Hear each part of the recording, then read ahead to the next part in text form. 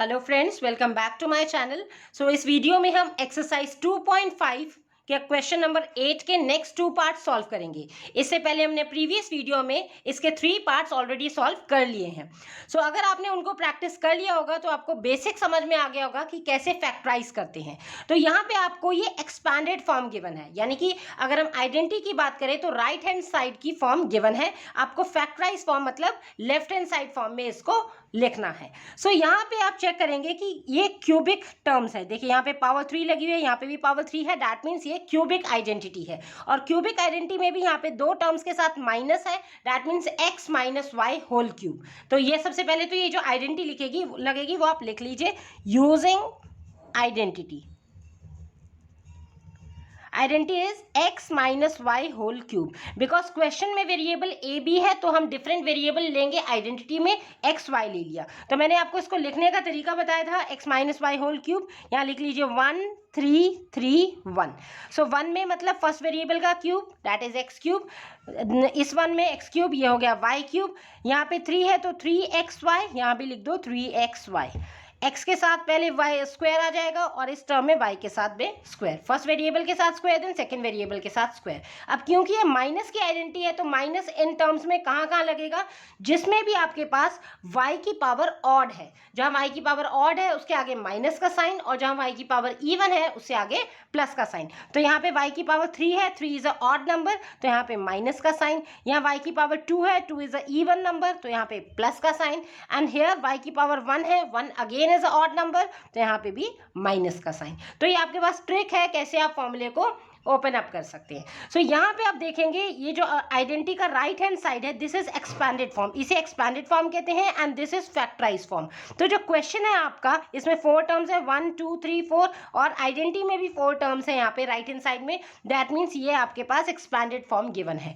पर अभी ये जो फॉर्म गिवन है इसको आपको इस फॉर्म में अरेंज करना है, मतलब एक्स क्यूब अलग से लिखना चाहिए, एक टर्म वाई क्यूब लिखना चाहिए, और फिर 3x square Y and 3xy square, मतलब इस पैटर्न में आपको इस क्वेश्चन को लिखना है। जब इस पैटर्न में अरेंज हो जाएगा उसके आगे आप ये left hand side that means factorize form में आप लिख सकते हैं। तो सबसे पहले आप देखेंगे कि इस क्वेश्चन से आपको x और y की वैल्यू निकालनी है, तभी तो आएगा ना x क्यूब और y क्यूब। तो यहाँ पे इसके पावर के वेरिएबल के पावर 3 है, दैट मीन्स इस टर्म को आप क्यूबिक में कर लेंगे कन्वर्ट। लाइकवाइज b की पावर 3 है तो ये वाला भी आप क्यूबिक फॉर्म में अरेंज कर लेंगे, यानी इन दोनों टर्म से आपका x एंड y आएगा। अब यहाँ से नहीं आएगा y, बिकॉज यहाँ पे a स्क्वायर भी, यहाँ पे भी a की पावर 2 है, b की पावर 1 है। तो अगर हमने नंबर को अरेंज कर भी लिया एनी हाउ क्यूबिक फॉर्म में तो इसको तो नहीं कर सकते ना वेरिएबल को, ये तो एज इट इज रहेंगे। सेम यहाँ पे भी ए बी स्क्वायर है, क्यूबिक नहीं है, तो ये इन दोनों को हम रूल आउट कर लेंगे।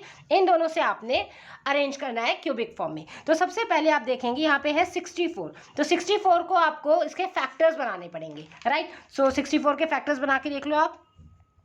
2 से किया, 2 3 जा 6, 2 2 जा 4, देन अगेन विद 2 16 जा 2 8 जा 16, 2 4 जा 8, 2 2 जा 4 एंड 2 1 जा 2।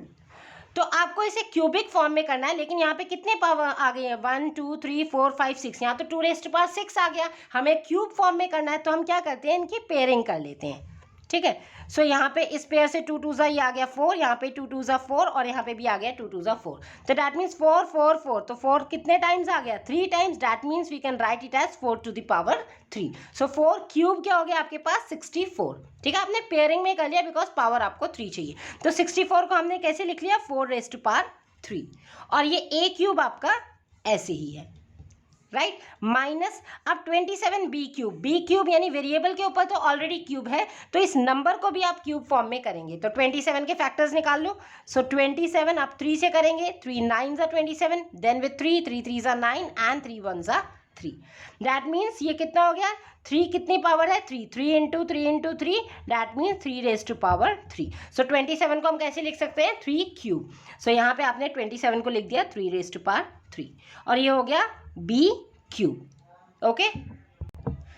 अब आगे की जो टर्म्स हैं इनको हम एज इट इज लिख लेते हैं, बिकॉज जब तक हमें प्रॉपरली एक्स और वाई की वैल्यू नहीं पता चल जाती तब तक हमें इस फॉर्म में हम 3x² और 3xy² की फॉर्म में नहीं लिखेंगे। अब हम नेक्स्ट क्या करेंगे, यहाँ पे ये जो पावर है क्यूब यानी कि कॉमन करके लिख सकते हैं, दोनों सेम है तो इसको लिख देंगे हम 4a का होल क्यूब, बिकॉज ये क्यूब है, दोनों शेयर कर रहे हैं 4³ a³। तो जब भी पावर सेम होती है तो बेस को कंबाइन करके पावर को सिंगल टाइम लिख लो। लाइकवाइज यहाँ पे भी 3b को साथ में लिख के पावर होल क्यूब को एक साथ लिख दिया। तो अब आपको इजीली यहाँ समझ में आ रहा है कि ये जो फर्स्ट टर्म है आपकी ये है x, ये जो आ गई x और ये हो गई y, क्योंकि अगर आप इसे आइडेंटिटी से रिलेट करेंगे राइट हैंड साइड से x³ y³, एक टर्म है जिसके ऊपर क्यूब है होल क्यूब और एक टर्म है जिसके ऊपर होल क्यूब है, तो दैट मींस फर्स्ट टर्म हो गई x, सेकंड टर्म हो गई y। तो x और y आपको पता चल गए, तो अब आप इजीली इस फॉर्म में आप लिख सकते हैं -3x² + 3xy²। तो कैसे लिखेंगे, देखिए x³ आ गया -y³ आ गया, अब बचा माइनस का 3x² दैट इज माइनस का 3x², x is 4a that means 4a का whole square, okay, into y is 3b।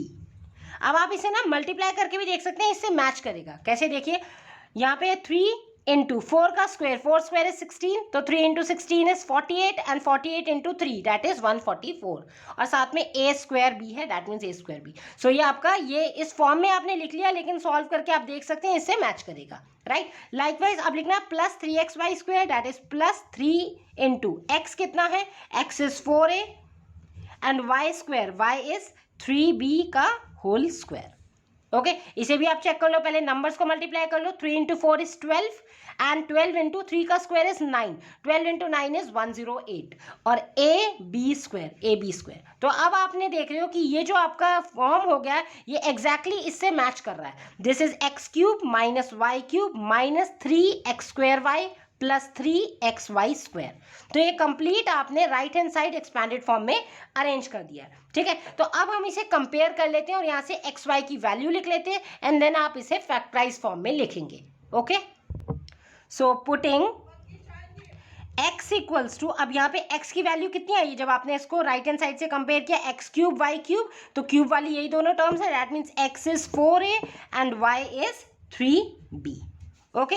So right hand side में हो गया। अब हम इसे factorize form that means left hand side form में लिखेंगे, which is x - y whole cube, okay. So x की value is 4a - y is 3b का whole cube.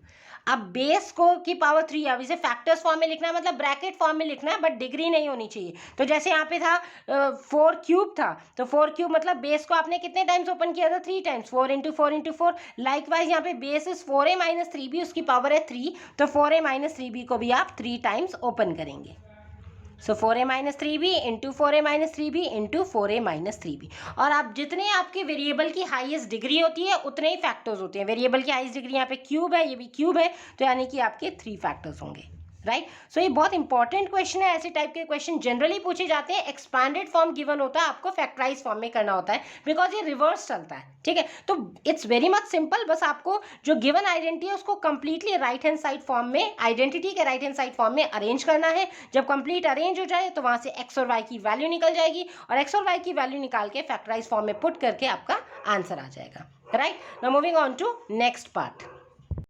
So this is the 5th part and it's an important one. तो यहाँ पे आप देखेंगे ये सबसे पहले क्यूबिक आइडेंटिटी लगेगी, वाई, बिकॉज यहाँ पे वेरिएबल की पावर है 3 और पावर अगर 3 आ जाती है दैट मीन्स आपकी क्यूबिक फॉर्मूला लगेगा। और यहाँ पे आपको माइनस साइन दिख रहा है, ठीक है, तो माइनस साइन देखने से ही पता चल जाएगा यहाँ पे फॉर्मूला लगेगा a - b होल क्यूब का, बिकॉज 2 टाइम्स इसमें माइनस है और 2 टाइम्स आपका इसमें प्लस है। सो टर्म्स में 2 times minus and 2 times plus means a - b whole cube.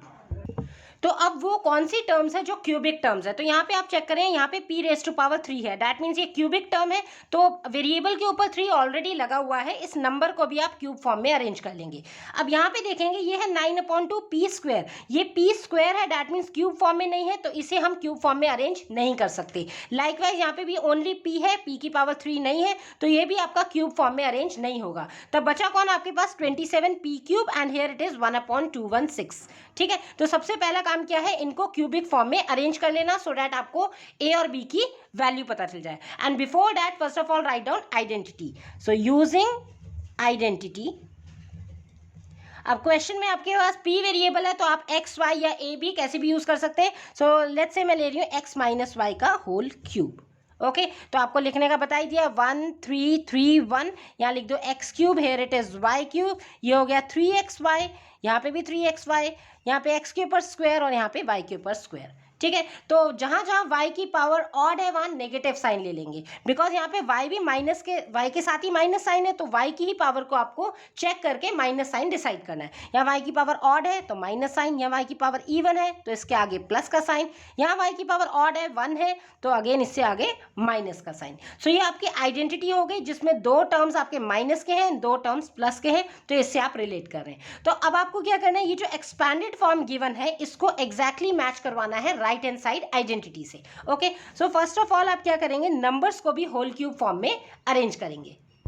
सो यहाँ पे है 27, तो 27 के जब आप प्राइम फैक्टर्स लेंगे, here it is 3 9s are 27, then 3 3s are 9 and 3 1s are 3. That means 27 can be written as 3 into 3 into 3 or 3 raised to power 3. Okay, so 27 को आपने लिख दिया 3 cube and this p cube as it is.